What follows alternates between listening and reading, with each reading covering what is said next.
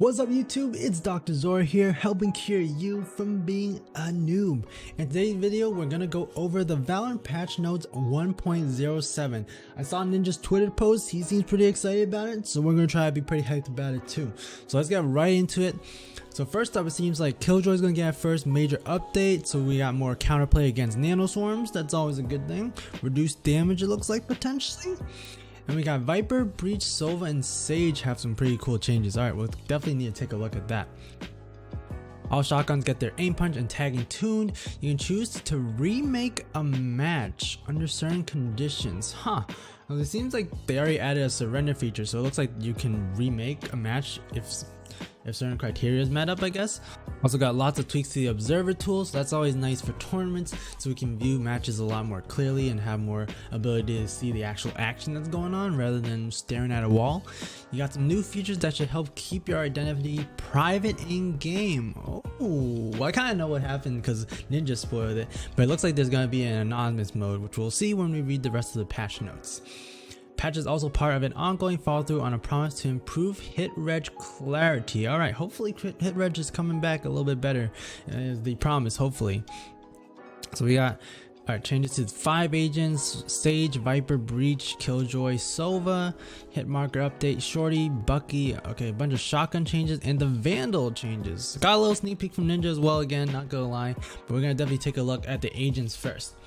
So first up is Sage. Her heal reduced from 100 over 5 seconds to 60 over 5 seconds. Holy cow. Okay, so you can't heal up to 100% anymore. That's actually massive. That 60 health is like 2 or so bullets extra, which is not as much nearly as the 100 HP that you used to get. Self heal also reduced 100 over 5 seconds to 60 over 10 seconds. Okay. Alright, so this is kind of a nerf to the battle sages here, like us. We kind of like to go in and heal ourselves rather than healing our teammates. And it looks like this is kind of a counter to us here. So this disincentivizes Sage from self-healing and makes it more expensive to do so. Okay, so healing yourself is a lot less effective now. Okay. I like the battle sage idea. I think it gave us more ability to kind of be more flexible with Sage's play rather than just being a full support character that stays in the back. But I kind of get it. I think 60 is definitely really low. I think actually this is not enough for Sage to be part of the meta. Actually, you know, I think a lot of people have already started not using Sage in their compositions.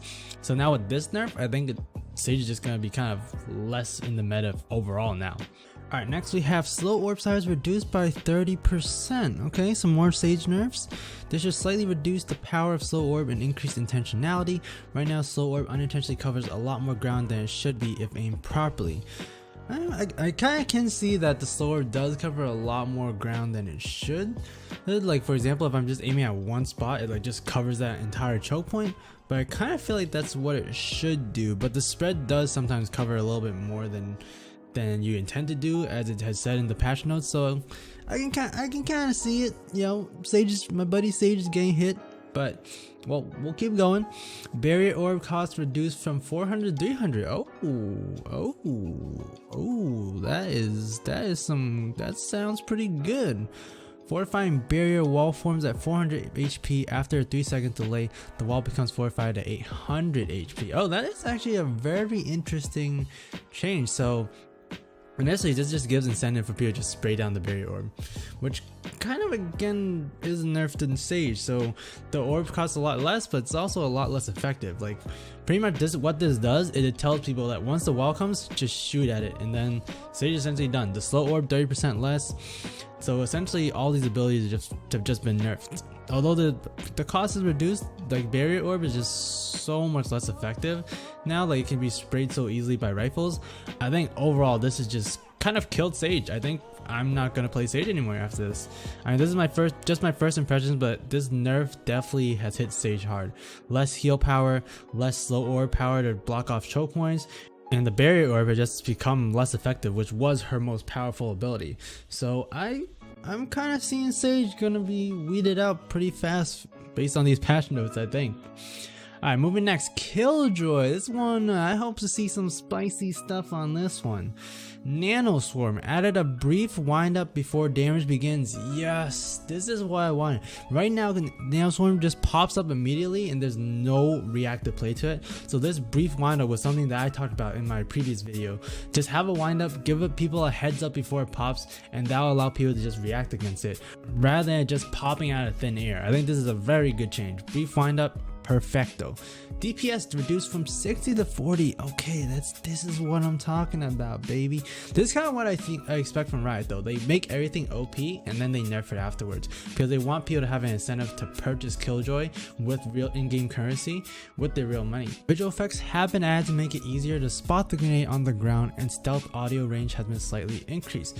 So yeah, it looks like Killjoy has been nerfed pretty hard too, but I think this makes her a lot more on level ground versus when she was just super OP before. So this is also another great thing that they added. I think personally for me, the audio was not helpful for me initially. I just hear it and then I just couldn't find where the nano swarms were because they were so small. So I think this visual effect very good to make it easier to spot, and then you can shoot it down. So turret no longer revealed by Sova's recon ball. That is an interesting one. I actually thought this was kind of a good way to counter the turret by having Sova's recon ball, and then you can kind of, there's certain wall bangs, at least on Ascent, that some people will use to just shoot through it and just kind of mitigate it. So I thought this was kind of good to have kind of like an agent counter. So it doesn't seem like they have a description for why, because I personally found that was kind of a good thing, so to kind of have a way that agents can kind of counter each other. So I have some mixed feelings about that. Alright, moving into Viper, toxic screen can now be placed during the buy phase of rounds through spawn barriers. This is kind of interesting. I'm curious how they're implementing that, because now, and I guess the enemy team can see where the toxic screen is being laid out, or is that trying to maybe make it more sneaky? This change should allow Viper to get her wall placed pre-round, yep, and then join her team before the barrier drops. Okay, so it allows her to kind of position herself better rather than having to set the wall up and then rejoin her teammates. So I think that's a pretty good change. I'm curious if the enemy team will be able to see it so they can kind of react as well. So that's something that I'm definitely curious, and I think we'll definitely go in and try to test that out in a bit. Toxic screen now goes up faster along its full length once it starts to form. I agree with this as well. I think toxic screen went super slow. I think another example is like Omen smokes take a little bit of time to pop up, but toxic screen takes a long time to get all the way down all of the area that it covers. So I think this is just overall a great update to Viper, making her a lot more viable as a character. Decay on all smoke abilities no longer affects allies. Okay, so this is mainly targeted towards Viper's pit. Should help reduce some of the unintentional collateral damage she can cause to her team, while also opening new strategies for playing around her ult as a team. Okay, so it looks like a lot less damage the teammates will take from Viper's ultimate. So I think that's also a good one, because it kind of makes it kind of tricky when you're having a Viper ultimate and then you as a teammate, it just has no idea what to do. Like, do we push in with the pit and then take a lot of damage, or do we stay back and try to get people that are outside the pit? So I think this does definitely help the team be able to kind of coordinate a little bit more, versus like, oh, like Viper's gonna 1v5 everyone that enters the pit and then everyone else is kind of just sitting in the background. So I think this is definitely another good change, because originally Viper's ultimate was like seen as OP until like people realized that all the teammates are not really able to contribute, and it's just rushing in and just overwhelming Viper and then just taking the site from there. So I think, again, pretty good changes to Viper. Personally, I think just her abilities overall are not that viable, so I don't know if she'll be picked more because of this. Yes, but we'll see. Alright, Breach. Flashpoint off-screen flashes now match behavior of other flashes in the game and apply a minimum amount of flash more aggressively. So I think that means that the flashes don't last as long, is what I think they're trying to say. Charges increase from 2 to 3, so Breach has 3 long-lasting flashes now, unless that first node is what I think it is. Reduce wind-up time from 0.6 seconds to 0.5 seconds. Small buff there, not a huge deal. But let's see what they had to say here. Breach should be a choice to pick on offensive entry and breaking utility. Flash's power was pretty good. Too few charges were holding him back. I actually thought the 2 charges were pretty good, so I'm actually kind of surprised that he has 3 now. I feel like he's just super strong now. Like at least S tier, I would say, based off having those 3 flashes. You just flash people for days. Although it is a little bit more expensive though. Considering he needs teammates to capitalize on the flashes, this make up for that cost by simply having more of them. Okay, so Riot was kind of thinking that the flashes are really strong, but like Breach can't really do anything on his own and has to rely a lot on his teammates to kind of use the flashes effectively. So I think they're just giving more chances, because when you're playing Puggy style, the flashes usually won't work out what you think it is. You're like, oh, I'm gonna flash, my team's gonna get the kill, but the coordination is not quite there, so you gotta reflash again. So I can definitely see that working out, but I think overall with more coordinated team play, those 3 flashpoints are gonna be crazy strong. I think pro teams will definitely be using Breach now just because of those 3 flashes. Rolling Thunder, detonation delay between blast decreased from 0.3 to 0.255. So they made Rolling Thunder a little bit faster. Okay, so they're overall just buffing Breach, which is kind of interesting to me because I thought Breach was also just already really strong. But I guess a lot of pro players didn't really think the same, or at least they didn't use them that much in pro play. So it looks like these buffs are going to make Breach even stronger. So I think he has to be used now. If he's not used now and they try to buff him more, I'd be super surprised. I think he's in a really strong state right now. Concuss now de-scopes players and prevents rescoping. Oh, I actually had to think a little bit on this one, but I can definitely see why this is the case, because when you get concussed, you have all these little debuffs, so you can't shoot as well. But when you have an operator, you can essentially just still scope in and just kill someone even though you're concussed. So it kind of defeats the whole purpose of the ability and still makes for an easy kill. So I can definitely see why this is the case. So overall, Breach is super strong. I think I'm definitely going to become at least a Breach main or sub main. He's just going to be my map in my agent pool, I think, after this. Alright, so there doesn't seem to be too many changes on Sova. They updated the physics on Sova's cape so that it should wiggle outside his hitbox less frequently. I feel like, I don't know, maybe they should make the cape a little bit smaller or something. I think wiggling outside the hitbox still can be pretty annoying, but maybe they made it less frequent enough that it's not going to be noticeable anymore. Maybe that's the case.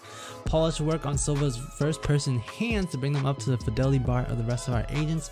Okay, I didn't even notice this, to be honest with you guys, but I guess his hands were in a different position from everyone else, so I guess they try to do that. Alright, moving on into the weapon updates. It looks like they did a lot to the shotgun, so we're going to take a look at that. Aim punch, when you get headshotted by a shotgun, the aim punch will be lower than all the other weapons. Okay, so it looks like you can react a little bit more, which is pretty good.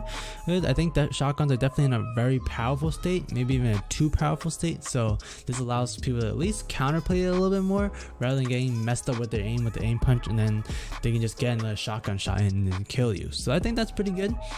Shotguns tagging tuned for targets beyond 10 meters. Oh, okay, so they changed how much it tags you, which is interesting because if you get hit by one pellet and then you just get that 80% reduction in speed, that can get pretty annoying. So let's see what they did here. Hand me past 10 meters will apply a different value, okay? 30% slow for 0.5 seconds on a smooth curve going back to normal speed. Oh, that's all I had. I was expecting a lot more. The goal of these changes is to improve the feel of playing against shotguns to ensure that they don't end up doing odd things, tagging aim punch people from longer than expected range, and then a teammate ends up killing someone who's debuffs. So yeah, that's something that gets super annoying. When you just get hit by a little bit of damage and then you get all that slow and then you kind of are screwed over afterwards, pretty annoying. So I think this is definitely a good change. They at least reduced the tagging from the shotgun so they don't slow you as much. I think that's a very good change. Shorty nerf, first fall off range reduced from 9 meters to 7 meters, okay? Updated headshot multiplier from 3 times to 2 times, okay? So the headshot damage is a lot more reduced. Our goal here is to make sure users work a little hard for the kills to get, but requiring to be a tag close to their target. I don't know why that just felt funny. I feel like they are pretty cheap kills, I gotta say, with the shorty. So I think this is good that they nerfed it a little bit so that it's actually like kind of more of a close range gun, and versus I'm already kind of happy that they did kind of nerf it a little bit so that it's less of a gun that's just able to get free kills. It's actually more situational and you have to actually get really up close and personal to get the kills, because some kills were happening from a pretty decent range that shouldn't have happened. So I think this is good from Shorty. Judge nerf, price increase to 1600. Okay, that's all they did, I guess. So giving Judge a little hit Okay, we'll continue to monitor and make other changes if necessary. Okay, so I guess that's all they did. I think the judge, maybe the speed has to be a little bit reduced, or the firing rate per se, to sound a little bit more professional. But because I think the judge is just super strong right now. You can just take people on, like beats like Garage. You can just hold it with a judge and you're good to go. So I think the shotgun it's still pretty strong even with this price increase. I don't think it'll do too much damage to the weapon. I think they're gonna need to do a little bit more eventually, but this is definitely a good starting point, bringing up the price a little bit. Alright, now we got the juicy stuff, the Vandal Buff. Let's see what they did here. Increased firing rate from 9.25 to 9.75. Ooh, okay, so it's shooting a little bit more. Increased damage from 39 to 40. Oh, okay. The goal is to bring the Vandal in closer competition with the Phantom. We believe these weapons aren't that far off in competition and hope these changes will do that. I think that this is definitely really good. I think Vandal's gonna be a lot more viable now. More damage plus the firing rate. I mean, the values don't look like a lot, but that 0.5 increase can definitely make a big impact. So I think this definitely helps close the gap between the Vandal and the Phantom. I still, at first glance, think the Phantom's gonna be still the go-to weapon, but I can definitely see Vandal being chosen a lot more, especially on the long-range maps such as Ascent. Alright, moving into the hit impact visual effects. So it looks like they're just trying to make it more clear on where your shots are hitting. It looks like they didn't actually change the hit reg, which I thought was the main issue, but I guess some people are concerned about the visual effects. I'm not gonna go too much into detail on that, but it looks like they added a small spark and added a little bit more blood, so it seems like it scales more appropriately where you hit, so you can better tell if you hit someone or not. That's kind of what I'm kind of getting from this, but that's kind of the TLDR. They talked about a lot of fancy stuff in there that's a little bit too complicated for me, even though I'm a doctor. So we're gonna go on and move on to the other stuff, because I thought that was gonna be about hit reg and making it more accurate, but it's just talking about the visual effects, which is a little disappointing. Competitive updates. Alright, remake match. When a match begins with a 4 versus 5, players will now have the option to end the game they're in and queue for a new one. Ooh, I actually do agree with this one. There are definitely, especially in unrated, or even a couple of games when I'm in ranked, some people just instantly leave for whatever region, or they maybe even just rage quit. I've seen a couple of that before, even in diamond rank. Kind of weird. Right, so I think this is definitely a good change to just allow the other players to not be screwed over. I think this is a pretty good change. I can potentially see it being abused. For example, if you get queued up against a lot of really high ranked players and then someone leaves, and then you can just kind of quit the game and remake it and go into another one where there's lower ranked players. I can kind of see it being abused like that. So we'll definitely kind of have to take a look and see how this kind of plays out. But I think this is definitely a good option for some people that just end up, for whatever reason, in a 4 vs 5 that's just not gonna be very fun. It's just gonna be a waste of time for you guys. That's all I have for this video. If it helped you out, make sure to leave a like and subscribe, and comment down below on which tip helped you out the most. I'm Dr. Zora, helping cure you from being a noob, and I'll see you guys next time. Peace.